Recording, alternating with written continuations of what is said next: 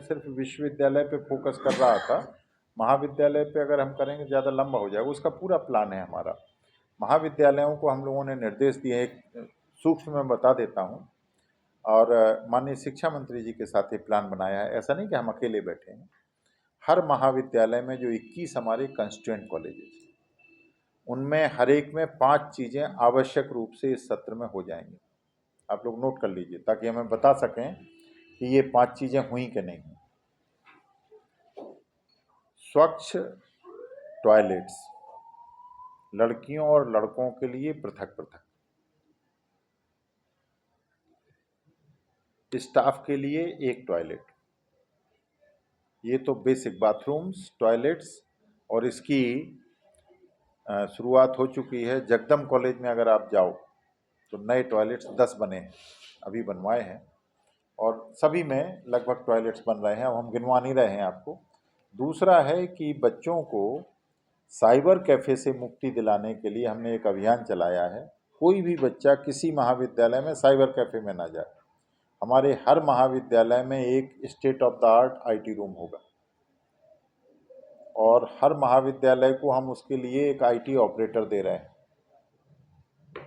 क्योंकि उनकी शिकायत होती है कि हमारे पास कोई टीचर नहीं है कि जो इसके लिए बैठ सके। तो उनको इंटरनेट, कंप्यूटर, प्रिंटर और इंटरेक्टिव बोर्ड, इनके सहित एक आईटी रूम बनाना है। ये कंपलसरी है, कोई भी ग्रांट में और खर्च नहीं कर सकता जब तक ये 5 चीज़ें नहीं होंगी।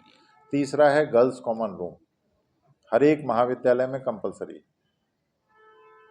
चौथा है स्मार्ट क्लासरूम, एक ऐसा हॉल होना चाहिए जिसमें कंप्यूटर बेस्ड ऑनलाइन टीचिंग की व्यवस्था हो। क्यों ज़रूरी है? क्योंकि हम अगले साल से मूक कोर्सेस बच्चों को देने जा रहे हैं, और वो बिना स्मार्ट क्लासरूम के संभव नहीं। और पांचवा है, हर एक महाविद्यालय की लाइब्रेरी में बच्चों को बैठने के लिए जगह हो और डिजिटल स्पेस हो, कंप्यूटर्स हो हर लाइब्रेरी में। ये 5 चीज़ें हम अनिवार्य रूप से हर महाविद्यालय में करने जा रहे हैं। इसके बाद डायरेक्टर स्पोर्ट्स को मैंने कहा हुआ है, उनकी रिपोर्ट आ रही है। जहाँ जहाँ पर हमारे पास बहुत सारे महाविद्यालय हैं जहाँ बैडमिंटन कोर्ट इनकम्प्लीट हैं, किसी में इंडोर स्टेडियम इनकम्प्लीट है, किसी में खो खो का है, किसी में गवर्नमेंट ने जिला स्तर पर स्टेडियम दे दिया है, ज़मीन की प्रॉब्लम है। तो जो जो हमारे स्पोर्ट्स की फैसिलिटीज़ हैं, जो हैं तो लेकिन ऑपरेटिव नहीं हैं, उनका 6th प्रायोरिटी हमारी स्पोर्ट स्ट्रक्चर को ठीक करना। फिर अभी हमने राज्य शासन से बात की है और वो रिपोर्ट आ गई है, शायद रजिस्टर साहब अभी नहीं है। एक भी वैकेंसी हम नहीं रखेंगे।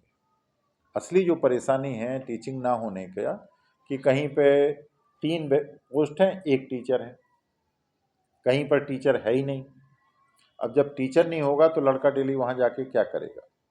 तो ये जो अभी हमने 167 नए टीचर दिए हैं परमानेंट आयोग से जो आए हैं, काफ़ी हद तक हमारे पास 451 पोजीशन खाली थी, जिसमें से 167 भर गई हैं।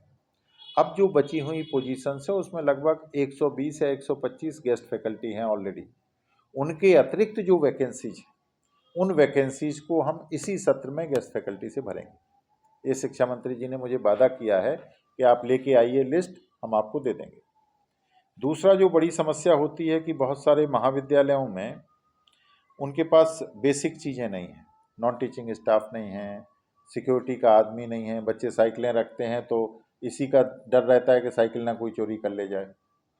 उनके पास लैब में कोई ऑपरेटर नहीं है कि लैब चला सके, लैब भी नहीं चलती हैं। तो 7वां हमने जो प्रायोरिटी रखी है कि एक शहर में एक विषय की एक लैब कम से कम तैयार हो जाए। जैसे मान लीजिए छपरा में है, हमारे 5-6 कॉलेज हैं, राजेंद्र कॉलेज में केमिस्ट्री की लैब तैयार हो जाए, पीसी विज्ञान में लैब्स नहीं है, तो जगदम कॉलेज में एक लैब तैयार हो जाए, तो कम से कम बच्चे कहीं तो जाके एक्सपेरिमेंट करने लगें। इतना लक्ष्य हमने इस साल के लिए रखा है। और वहाँ भी पीजी में मैंने ऑलरेडी ये नोटिफिकेशन चला गया है, तब मैं आपसे बात कर रहा हूँ। हमने तो यूजी पीजी दोनों के लिए नोटिफिकेशन निकाल दिया है। पीएचडी के लिए भी अंडरटेकिंग के साथ हमने ये कंपलसरी कर दिया है कि अब बच्चों को यहाँ आना पड़ेगा। अब ये नहीं चलेगा कि आप नौकरी भी कर रहे हैं और पीएचडी भी कर रहे हैं, ये मैं नहीं होने दूंगा। और ये सारा फोकस हमारा इस सत्र में, हमने जैसे कहा ना कि इस सत्र में फोकस है हमारा कि परिसर में पहले खुद को ठीक करें, उसके बाद महाविद्यालय में फोकस। लेकिन ऐसा नहीं है कि उनको हमने छोड़ दिया है, प्राचार्यों से रिपोर्ट हम जरूर लेंगे कि आप लोग ठीक करिए इसको। तो मुझे लगता है कि निश्चित रूप से हमारा शैक्षणिक वातावरण बनेगा।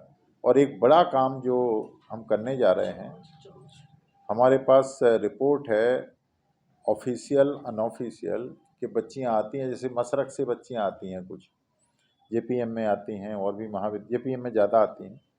अब वो जब तक जाती हैं जब तक उनकी ट्रेन छूट जाती है और दूसरी ट्रेन नहीं है उनके लिए।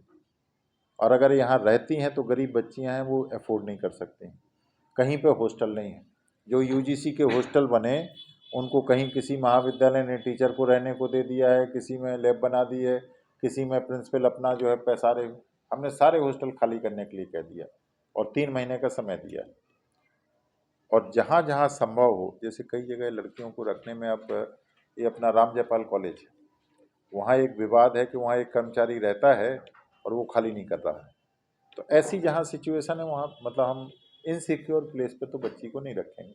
लेकिन जहाँ जहाँ संभव हो, सिवान में एक हॉस्टल है, हमारे यहाँ ये हमने कहा ना 300 लड़कियों को रखने की व्यवस्था ये हो रही है। तो हम ये भी कोशिश कर रहे हैं कि अगर जैसे ये हमारा जो छात्रावास